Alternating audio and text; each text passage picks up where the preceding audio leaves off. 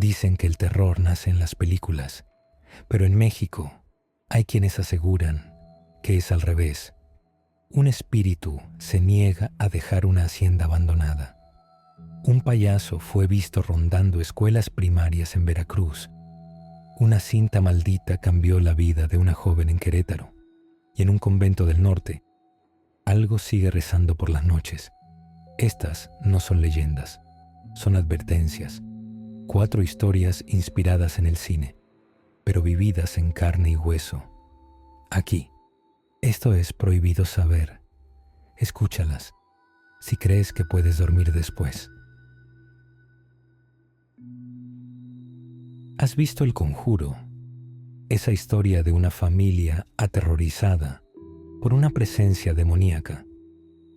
Quizás pensaste que era solo una película, pero algo muy parecido sucedió en México. En Toluca, Estado de México, existe una casa que ha sido olvidada por las autoridades y temida por generaciones, donde no solo se oyen voces, se hacen pactos. Y lo peor es que quienes entran no siempre salen igual. Esta es la historia de la Casa Serrano, una historia tan oscura que solo algunos se atreven a contarla. Todo comienza con una carta. Carolina Serrano, madre de 2 hijos, recibe la noticia de que ha heredado una casa ancestral en Toluca. Nadie sabía de la existencia de ese inmueble. La familia, enfrentando dificultades económicas, ve una oportunidad para empezar de nuevo. Al llegar, la fachada está cubierta de hiedra y polvo. La puerta principal tiene marcas extrañas talladas en madera. Al ingresar, la temperatura desciende abruptamente. Ana, la hija menor, dice: «Aquí alguien nos está mirando». Un anciano vecino, don Baltasar, les advierte: «Esa casa no es un regalo. Es una trampa. La última familia no duró ni 6 semanas y uno de ellos nunca salió. Las primeras noches son incómodas. Se oyen pasos en el techo, pero el desván está vacío. Los relojes se detienen a las 3:33 de la mañana. Las puertas se cierran solas.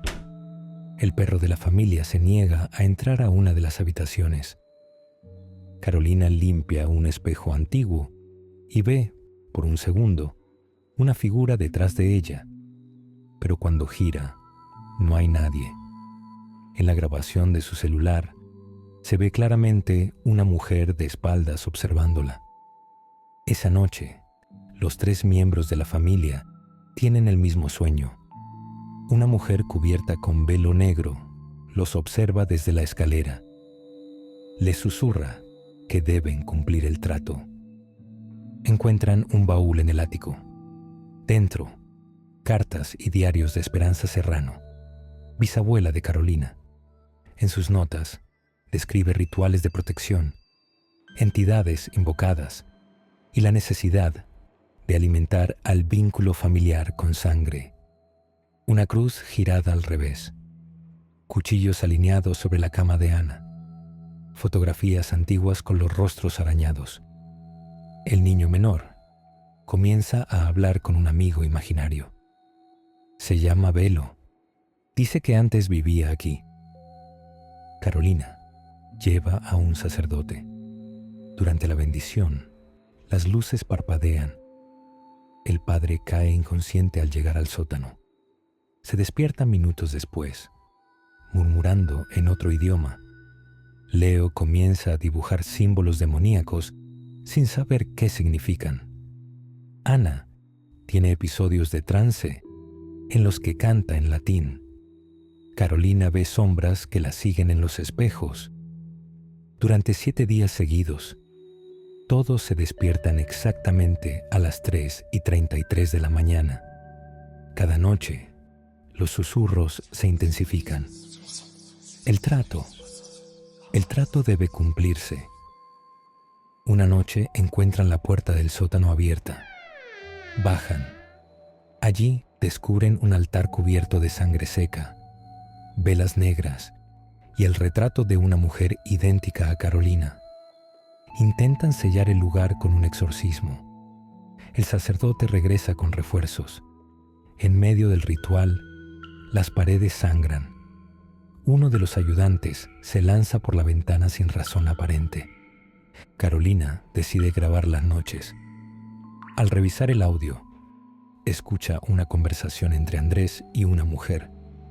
Pero Andrés lleva muerto 2 años. La voz femenina repite: «Tú hiciste el pacto, yo cobro la deuda». Una semana después, Carolina comienza a perder el juicio. Descubre cartas antiguas, donde su propio padre había intentado contener la maldición, fracasando. Ella fue llevada allí por voluntad ancestral. La casa la eligió, decide huir, recoge a los niños y sale, pero Ana no quiere irse. Grita, se retuerce. Al cruzar el umbral, su cuerpo se tranquiliza y cae dormida. La casa cierra la puerta por sí sola. Los reportes de la familia alertan a las autoridades. Sello judicial. Cinta de precaución. Nadie entra, pero todas las semanas, vecinos afirman escuchar cánticos y ver luces rojas por las ventanas. 5 años después, un canal de YouTube de exploración urbana ingresa a la casa. Su última transmisión muestra la misma figura femenina en el sótano, cantando a la cámara. Desde entonces, nadie del equipo volvió a publicar nada. Un joven del equipo de exploración urbana logra salir con una cámara en mano. No recuerda lo que pasó, pero el video muestra a sus compañeros rodeando el altar, hipnotizados. El joven cae al suelo justo antes de que la figura femenina se acerque a la cámara y la imagen se corta. Un periodista local logra localizar al joven sobreviviente. Él habla en susurros, evita los espejos y dice tener pesadillas recurrentes con la voz de su bisabuela. Aunque jamás la conoció, asegura que alguien lo sigue, incluso cuando está solo. Un taxista afirma haber recogido a una mujer con velo negro cerca de la casa sellada. Al llegar al destino, la mujer había desaparecido. En el asiento trasero encontró una nota que decía: «Aún falta uno más». Los registros muestran que antes de Los Serrano, otra familia vivió allí en 1984. Su caso fue cerrado como desaparición múltiple. Pero en los diarios del padre había una frase recurrente: «Cada pacto, una sangre. Cada sangre, una deuda». Carolina encuentra un libro en el altar, cubierto de piel curtida, con un candado antiguo. Dentro hay rituales de invocación y un nombre recurrente: Ixcanlam, una entidad femenina que castiga las traiciones familiares. Años después, nuevas familias intentan remodelar la casa. Pintan, raspan paredes, pero una mancha roja siempre reaparece en el mismo lugar: la escalera. Cada 13 de agosto, a las 3:33 de la mañana, se escucha una campana resonar desde dentro de la casa. Ningún objeto metálico se ha encontrado en el lugar. Durante un eclipse solar, vecinos reportan haber visto sombras moverse en los tejados. Ese día, un niño desaparece al jugar cerca de la casa. Nunca fue encontrado. Solo se halló su pelota, ensangrentada. Un investigador paranormal asegura que hay una pieza que falta en la historia. Dice que el linaje serrano está incompleto y que la casa solo se silenciará cuando el último descendiente ofrezca su alma en sacrificio. Un ex policía revela que en 1997 la policía ingresó por órdenes del gobierno. Grabaron 17 minutos de video. Solo 6 minutos se hicieron públicos. El resto fue clasificado.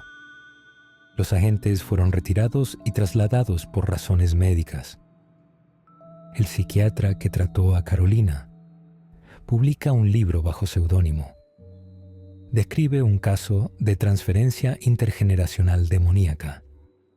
Afirma que el vínculo entre madre e hija fue el canal del regreso de la entidad. Carolina regresa sola a la casa.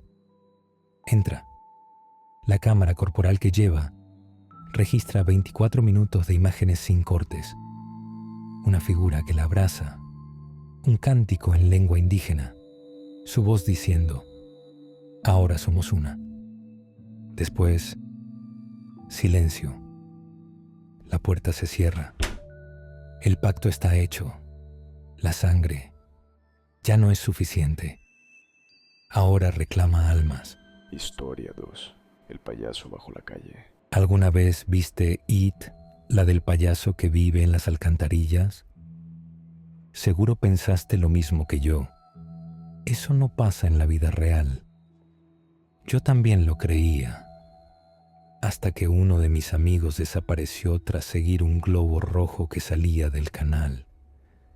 Tenía 10 años, y lo que vimos ese verano todavía me persigue. Me llamo Julián, tengo 35 años, vivo en la Ciudad de México. Tengo una esposa increíble, 2 hijas y un trabajo común en una aseguradora. Pero esta noche todo cambió. Me llegó una carta, sin remitente, sin timbres, solo un sobre amarillento, doblado. Adentro, una hoja escrita a mano. Me extrañaron. Fue como si un peso que llevaba olvidado regresara de golpe al pecho. Una voz enterrada en mi memoria, un olor a tierra húmeda y una cara pintada, sonriente, deformada. Han pasado más de 20 años. Creí que era solo un trauma de infancia. Pero si todos los que estuvimos ahí recibimos esa carta, entonces significa que no fue un sueño, no fue un invento de niños. Eso que se llevó a Paco nunca se fue. Tenía 10 años cuando conocí al payaso. Vivía con mi mamá y mi hermana en un fraccionamiento tranquilo cerca del canal pluvial. En ese tiempo, el drenaje no estaba cubierto, así que era común que nosotros los niños del barrio jugáramos ahí. Éramos 6. Yo, Julián, el negro, mi mejor amigo, Camila, mi vecina y crush secreto, Beto, el que siempre se burlaba de todos, Ricky, el hermano pequeño de Camila, y Paco, el callado. Ese verano llovió mucho. El agua bajaba con fuerza por el canal y un día vimos algo flotando, un globo rojo atado a una cuerda que salía de una alcantarilla lateral. Todos pensaron que era basura, menos Paco. Él se acercó, se agachó y de la rendija salió una voz. ¿Quieres ver un truco? Paco desapareció ese mismo día. La policía buscó en los alrededores. Su mamá pegó carteles por toda la colonia. Nos interrogaron. Dijimos que lo habíamos visto jugar cerca del canal, que se resbaló y no lo vimos más. Mentimos, porque si decíamos que un payaso lo había llamado desde la alcantarilla, nadie nos iba a creer. Camila fue la única que dijo algo. Le dijo a su abuela que creía en cosas malas. Ella fue a bendecir el canal con agua bendita. Pero esa noche, su perro apareció muerto, colgado de un tubo. Después de eso, dejamos de jugar juntos. Nos separamos. Camila se fue a vivir a Chiapas. El negro se metió en problemas. Beto se volvió un bully insoportable. Y Ricky dejó de hablar por meses.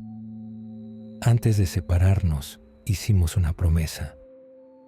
Nos reunimos en la vieja cancha de la colonia y juramos que si alguna vez eso volvía, nos íbamos a reunir. Nos cortamos con un pedazo de vidrio y mezclamos nuestra sangre sobre una piedra. Hoy recibí esa carta y me doy cuenta que fui el último en recibirla. Ya todos están de regreso en Boca del Río.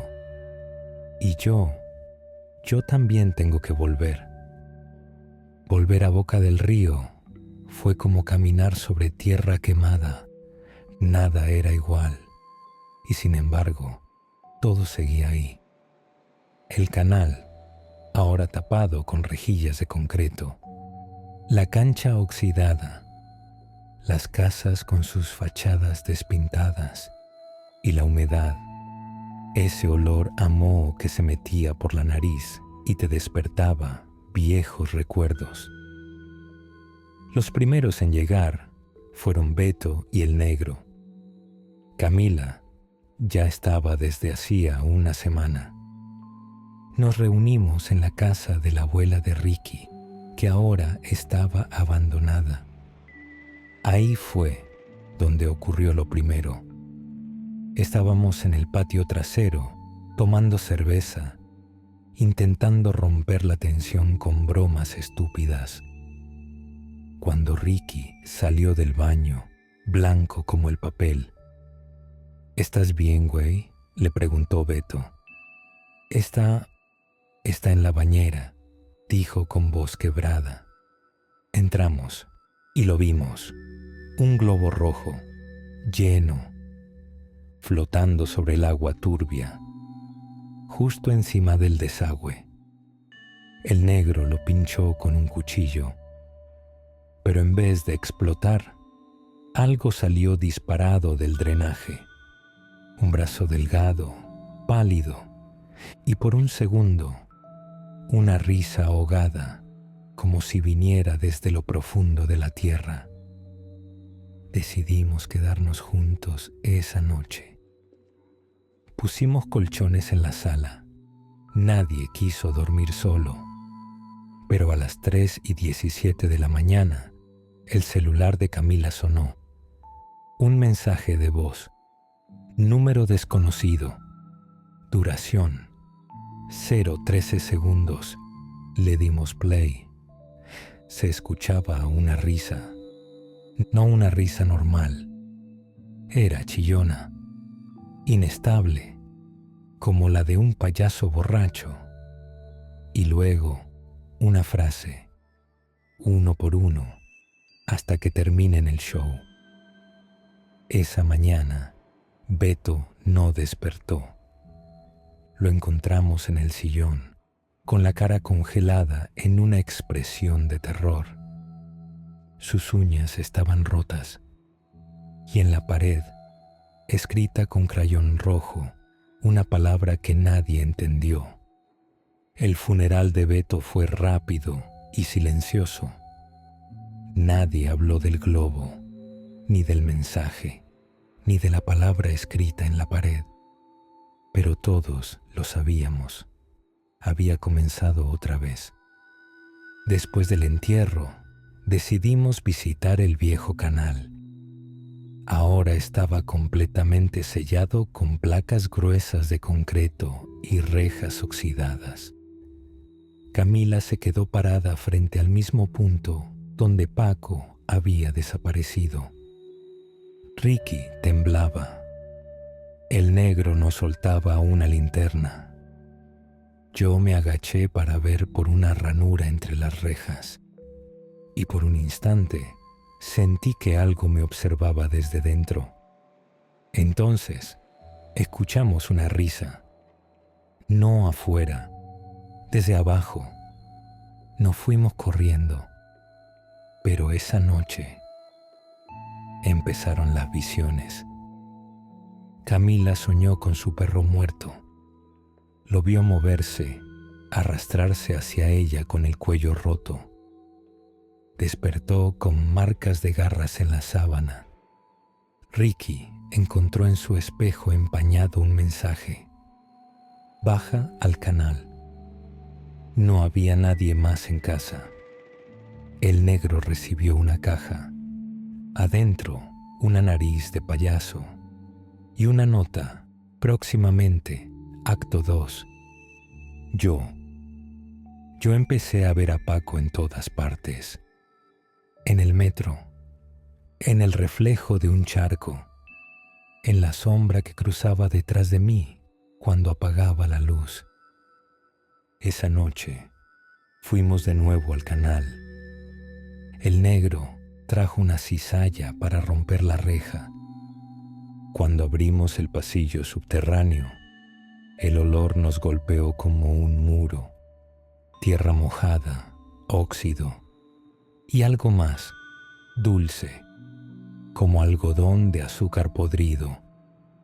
Bajamos con linternas y al fondo del túnel lo vimos.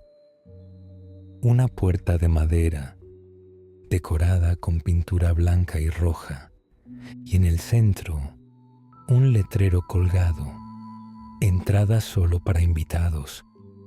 La abrimos y el show comenzó. La puerta crujió al abrirse. Adentro no había un pasillo normal.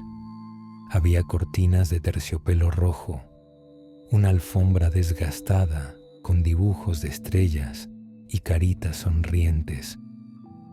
Luces de feria parpadeaban sobre nuestras cabezas, pero no había bombillas ni cableado visible.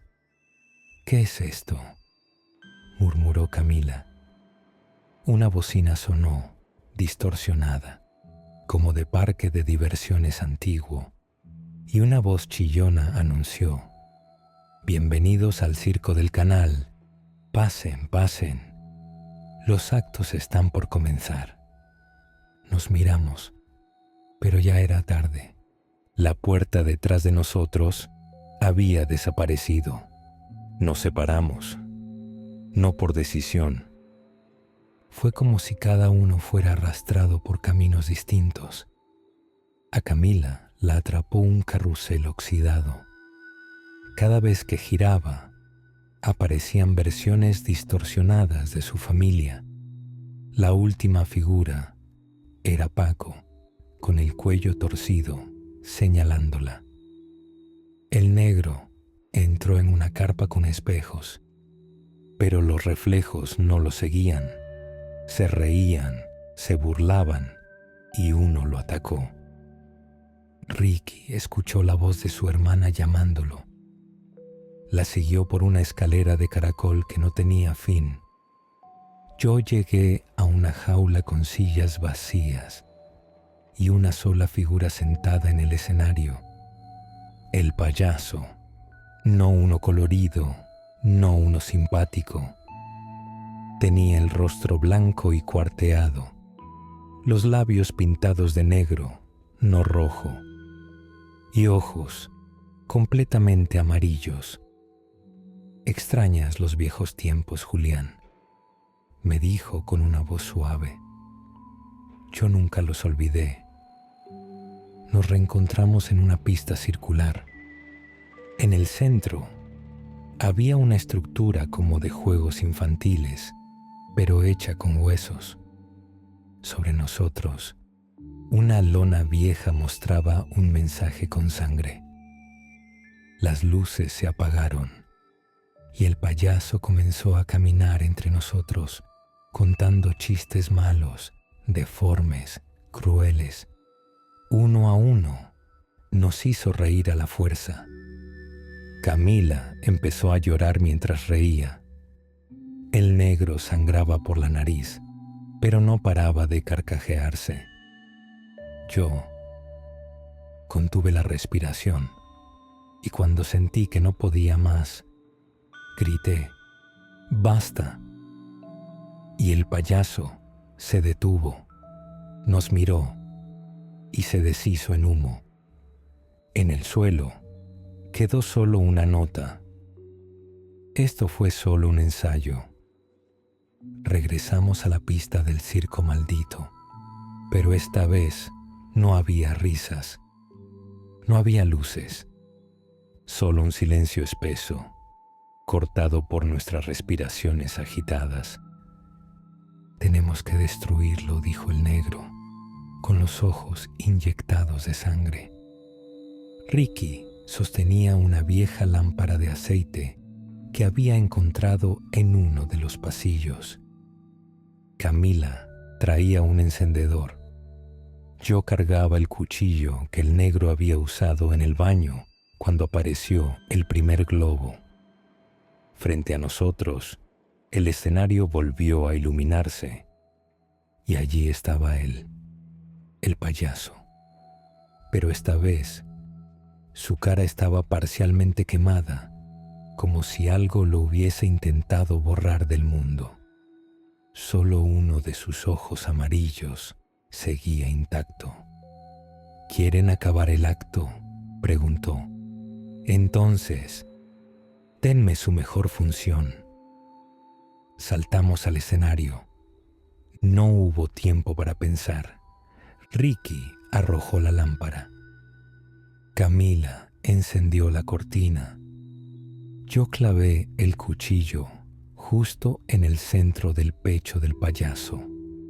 El negro lo miró a los ojos mientras decía: «Tú nos quitaste todo», y luego lo empujó al fuego. El cuerpo del payaso se retorció, gritó, cambió de forma. Por un instante vimos a Paco, luego a Beto. Después, nada. Una explosión de humo negro nos lanzó hacia atrás. Desperté en el hospital. Camila estaba bien. Ricky también.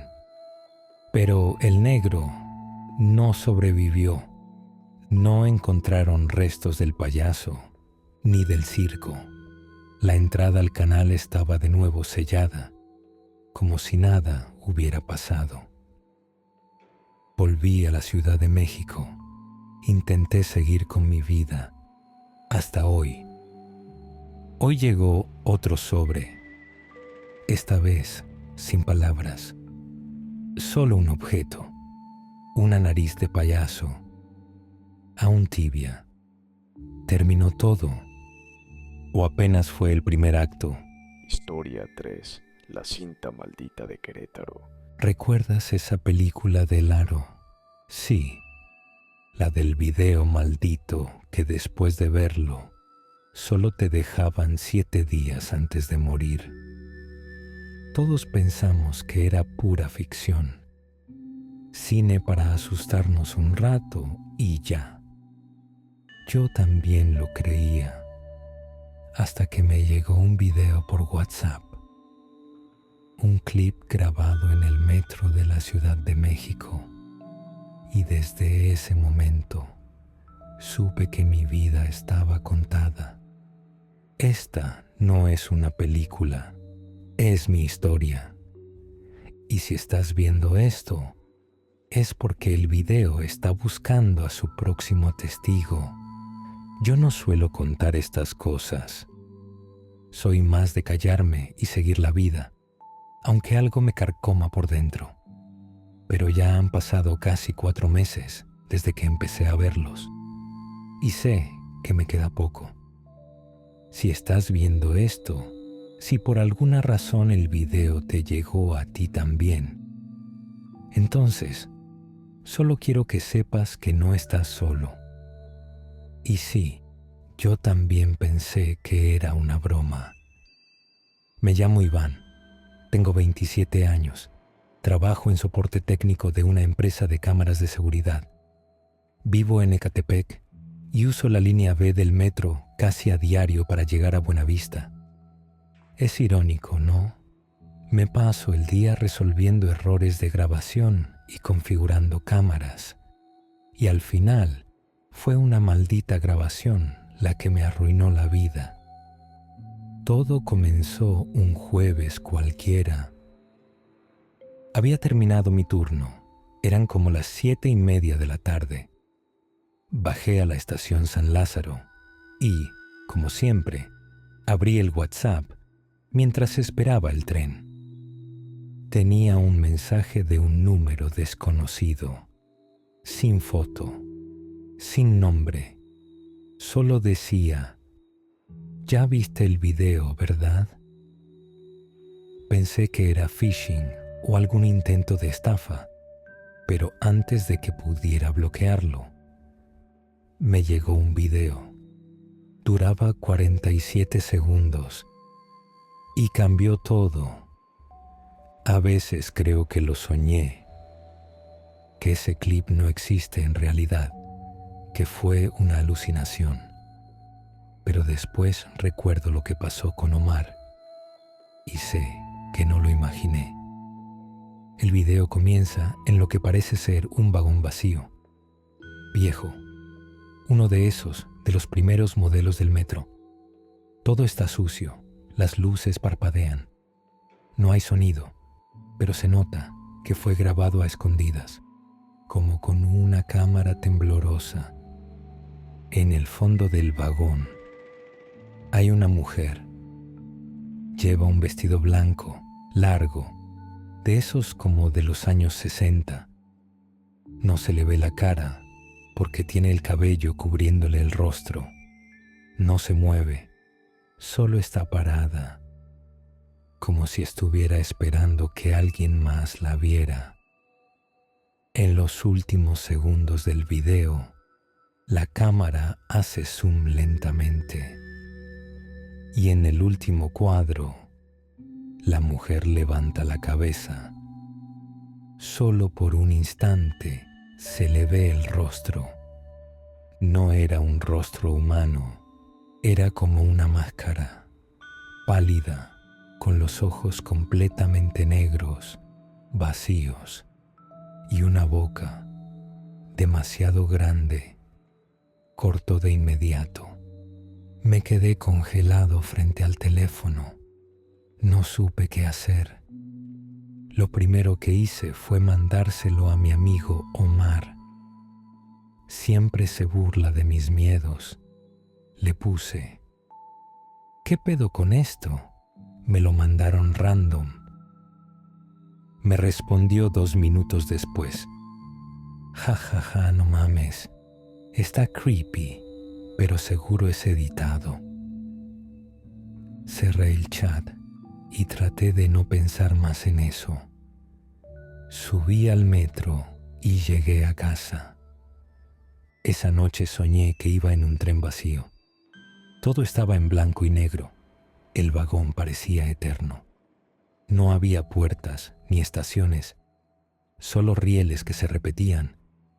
En una de las ventanas vi mi reflejo, pero no era yo, era ella, y me estaba sonriendo. Al día siguiente, Omar no fue a trabajar. No contestaba mensajes, tampoco llamadas. Yo pensé que solo estaba enfermo o que se había quedado dormido. Pero por la tarde, su mamá publicó algo en Facebook. «Descansa en paz, hijo mío. Nunca imaginamos perderte así». No entendí nada. Me metí a su perfil y vi que varios amigos le escribían cosas como: «No merecías esto, bro», o «No puedo creer que ya no estés». Llamé. Su mamá respondió llorando. Me dijo que lo encontraron muerto en su cuarto, sin signos de violencia, sin causa aparente. Solo dejó de respirar. Me preguntó si yo sabía si había estado deprimido. Le dije que no, que incluso habíamos hablado la noche anterior, pero no le dije que le había mandado un video maldito. Después de lo que le pasó a Omar, borré el video. Lo eliminé de mi galería, de WhatsApp, del respaldo, de todo. pero no sirvió. Cada madrugada, a la misma hora, mi celular vibraba una sola vez, sin notificación, sin llamadas, solo una vibración breve, como si algo me recordara que no podía escapar. 3 días después de la muerte de Omar, decidí hablar con Andrea, una amiga que conocí en un foro de cosas paranormales. Ella había investigado sobre mitos urbanos en el metro. Le conté lo que me pasó, esperando que se burlara, pero no. ¿Qué estación dijiste que era?, me preguntó. San Lázaro, línea B. Andrea se quedó en silencio unos segundos.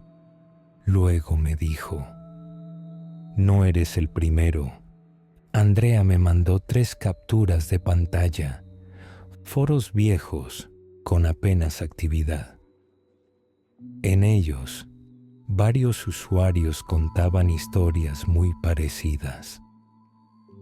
Uno aseguraba haber recibido un disco pirata con una grabación maldita del metro. Otro decía que su primo murió luego de ver un clip enviado por AirDrop en la estación Oceanía. Incluso había un relato de 1999 en el que alguien afirmaba haber visto una figura femenina parada en las vías mientras el tren estaba detenido por causas técnicas. Pero lo que más me heló fue una frase repetida en cada historia. Primero la ves, luego te ve ella. Andrea me mandó una advertencia final. Si el video te llegó, no te va a dejar en paz. Solo puedes pasarlo a alguien más. Yo no quería que nadie más muriera, pero el miedo me ganó.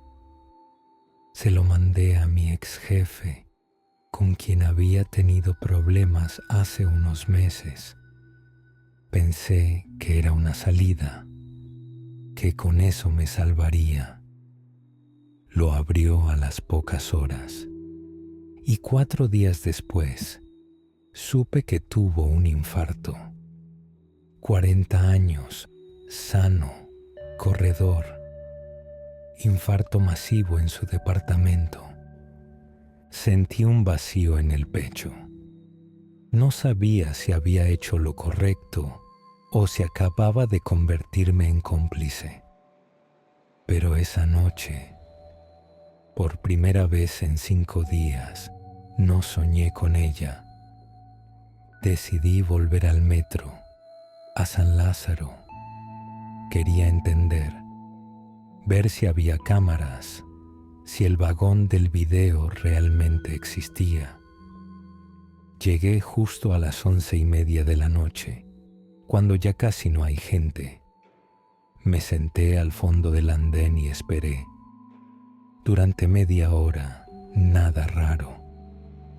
Pero entonces, un tren vacío pasó, sin luces, sin detenerse, y entre las ventanas la vi, una figura blanca, inmóvil, parada en el vagón intermedio, justo como en el video.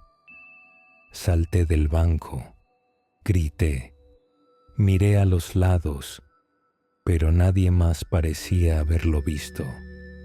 Tomé una foto con el celular. No salió nada, pero cuando revisé la galería, encontré una imagen que no tomé.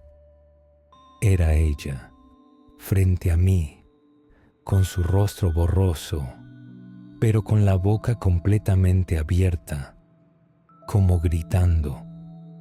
No tenía ojos. Volví a escribirle a Andrea. Le conté todo.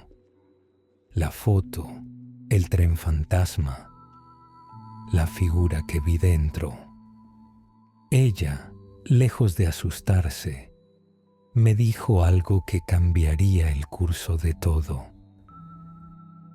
Tienes que buscar a la mujer.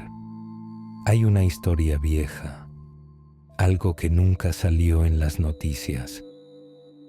Esa noche nos reunimos en persona, en un café de la Doctores. Andrea trajo una carpeta con impresiones y recortes de periódicos locales. La mayoría estaban tachados, pero uno tenía un encabezado que me puso la piel de gallina. Joven desaparece en vagón detenido entre estaciones de la línea B. Agosto 2002. El artículo contaba la desaparición de una joven llamada Ana Griselda Román, de 23 años, que fue vista por última vez en un vagón detenido entre Garibaldi y Lagunilla durante un fallo técnico del sistema. Nunca salió. Nunca se encontró su cuerpo. Lo más perturbador, en los registros oficiales, ese tren no existía. Andrea también encontró un blog olvidado donde alguien, supuestamente un trabajador del metro, escribió en 2011: hay un tren que a veces aparece vacío y si te subes, no vuelves. En la cabina dicen que aún está la chava de la túnica blanca. Pasé los siguientes días sin dormir bien. Cada vez que cerraba los ojos, soñaba con túneles infinitos, con trenes sin fin, con Ana, pero ya no me observaba desde lejos. Ahora estaba frente a mí y me decía algo, pero sus labios no se movían, solo la escuchaba en mi cabeza. No fue accidente. Me dejaron sola, me dejaron morir. Entonces entendí que esto no era una maldición cualquiera. El video no era solo una condena, era su grito, un eco de su muerte, una repetición eterna en el sistema eléctrico del metro. Una memoria digital que se cuela entre señales, entre antenas, entre nosotros. Quise hacer algo. Sentía culpa. Decidí volver a donde todo comenzó. Bajé a San Lázaro a la misma hora, con el celular encendido y una grabadora de voz. Esperé en el último vagón de un tren normal. Cuando las puertas cerraron, todo se oscureció. Las luces fallaron. El tren no se movió. Y en ese momento, ella apareció. No caminó. No se manifestó con violencia. Solo estaba ahí, de pie, frente a mí, con los ojos ahora visibles, llenos de rabia y tristeza. No me escucharon, no me buscaron, nadie vino por mí. Susurró. Yo no podía hablar, solo lloraba. Ella me tocó el pecho y sentí frío, no de temperatura, sino como si me hubieran vaciado por dentro.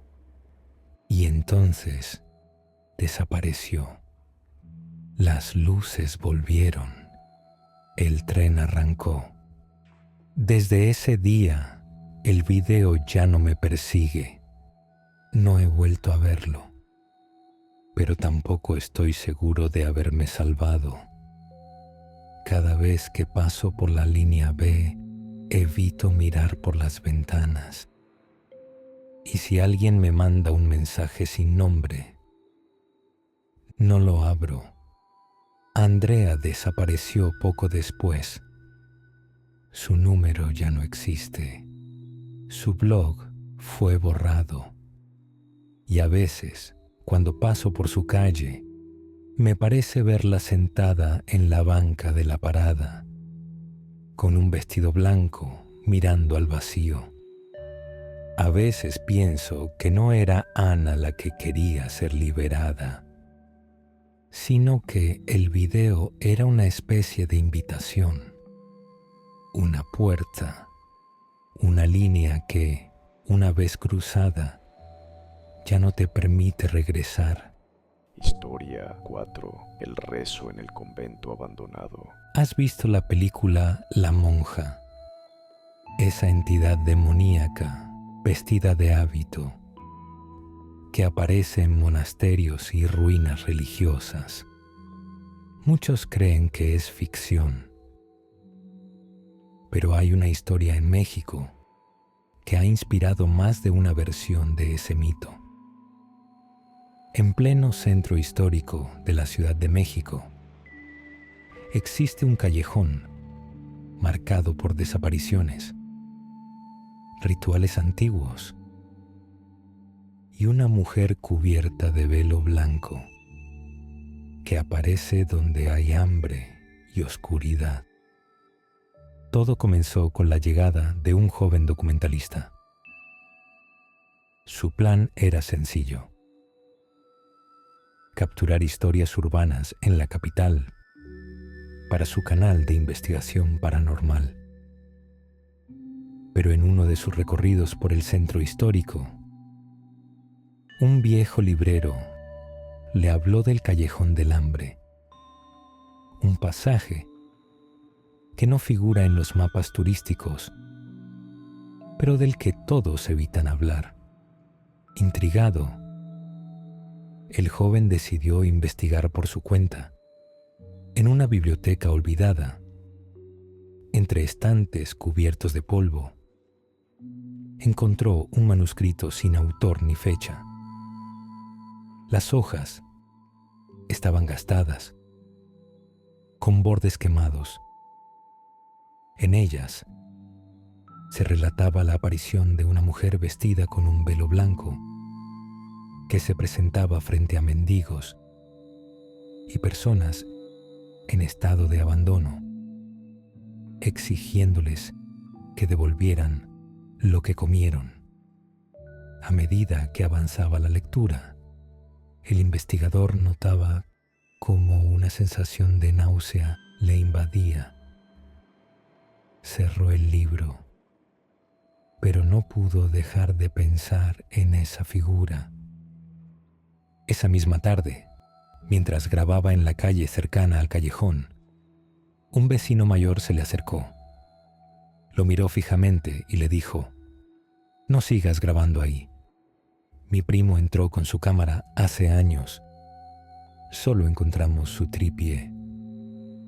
La advertencia era clara, pero el joven ya estaba enganchado. Al día siguiente, halló el callejón. Un muro alto y tapiado lo cerraba por completo. La pintura desgastada dejaba entrever símbolos religiosos invertidos. Al acercarse, una voz femenina, suave pero helada, pronunció su nombre. Se dio la vuelta bruscamente, pero no había nadie. Esa noche fue distinta. El joven sintió un hambre atroz. Comió repetidas veces, pero no se sentía saciado. Cuando se miró en el espejo, durante un breve parpadeo, su reflejo carecía de ojos. El miedo se apoderó de él, pero el hambre persistía. Revisando las grabaciones del día, notó que en el audio se escuchaban rezos, gemidos y un murmullo casi imperceptible que repetía: «Mientras haya hambre, habrá vida». En su segunda visita al callejón, vio algo, una figura al fondo, la silueta de una mujer cubierta con un velo blanco. No caminaba, flotaba, parpadeó y desapareció. En la pared del callejón, una frase apareció en rojo: «No la busques». buscando respuestas, acudió a un sacerdote jubilado. El hombre temblaba al hablar del tema. Confesó haber realizado un exorcismo en esa zona en los años 70. No se fue, dijo. Solo pidió una condición. Déjenme con los hambrientos. Las pesadillas comenzaron. Soñaba con cocinas antiguas, donde lo obligaban a comer platos de carne humana, siempre servidos por una mujer de velo blanco. Una mañana, el callejón amaneció cubierto por una densa niebla. El investigador grabó desde lejos. Al revisar el video en cámara lenta, distinguió una figura caminando al revés sobre las paredes. En la alcaldía, logró que una funcionaria le mostrara expedientes de desaparecidos. En cada uno, el último párrafo estaba tachado con una tinta marrón que, según análisis posteriores, era sangre. Cerca del callejón, descubrió un convento abandonado. En los archivos del lugar, halló una carta escrita por una novicia. Algo salió del muro y se alimenta del pecado de los pobres, decía. Cada noche se intensificaban los fenómenos. Escuchaba pasos en el techo del hostal donde se hospedaba. Cuando subió a revisar, solo encontró marcas de pies descalzos, manchados de grasa y tierra. Un día, una mujer en situación de calle le relató la desaparición de su hijo. Una monja blanca le ofreció un bolillo. Lo último que vi fue su sonrisa y luego sangre. En el convento encontró una máscara blanca. Al tocarla, un rugido salió de su estómago. Intentó comer, pero todo lo que tocaba se pudría. Su piel empezó a agrietarse como tierra seca. Un anciano le habló de un espejo de obsidiana que revelaba al alimentador de los muertos. Cuando lo miró, cayó desmayado. En la sala principal del convento, descubrió un círculo de cenizas. Al centro, una cruz hecha con huesos diminutos. No eran de animales. En uno de sus recorridos, captó a un vagabundo en trance. Hablaba en latín. Vomitaba plumas negras. La policía lo ignoraba. Ese ya vive ahí.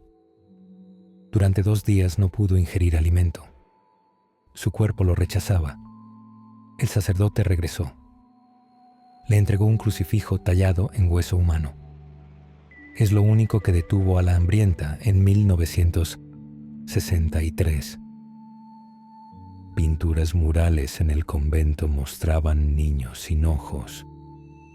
Al raspar uno, brotó sangre. Decidió abandonar el documental, pero al esperar su autobús, vio en la banca opuesta a la mujer del velo blanco. No había más pasajeros. No hubo viaje. Una monja retirada escribió una carta al arzobispado. Contaba que en los años 60 fue enviada como castigo al convento vecino. Allí debía alimentar a una huésped invisible. Terminó ciega. Quemó la carta antes de morir. Un youtuber dejó una cámara sobre un candado del callejón. Captó cómo durante la madrugada goteaba sangre. Análisis de laboratorio confirmaron células humanas. Sin grupo sanguíneo conocido. Un ex policía filtró un informe con 19 desapariciones en la zona. Todas las víctimas tenían historial de hambre o desnutrición. El archivo fue eliminado de la red a las 48 horas. Durante un eclipse lunar, testigos vieron a una figura encapuchada en la cima de un edificio. Cuando la luna se cubrió completamente, se escucharon gritos desde el muro. Un vecino perdió el juicio. Una maleta apareció frente al callejón. Dentro, una muñeca cubierta de tierra y una nota. Para que no tenga hambre. Una grabadora sonaba en bucle. Al final, una voz susurraba: «Ya despertó». Una cámara de seguridad captó a 7 figuras caminando en fila. Iban cubiertas con sábanas blancas. Uno cargaba una cabeza de cerdo, con ojos humanos. Después de una tormenta, una grieta se abrió junto al muro. Un arqueólogo que descendió dijo que olía a carne podrida e incienso. Dentro del túnel, hallaron símbolos religiosos invertidos y marcas de uñas, como si alguien hubiera querido salir. El gobierno niega toda actividad anómala, pero cada año alguien desaparece cerca del callejón del hambre. El silencio no es olvido, es protección. Mientras haya hambre, ella seguirá ahí.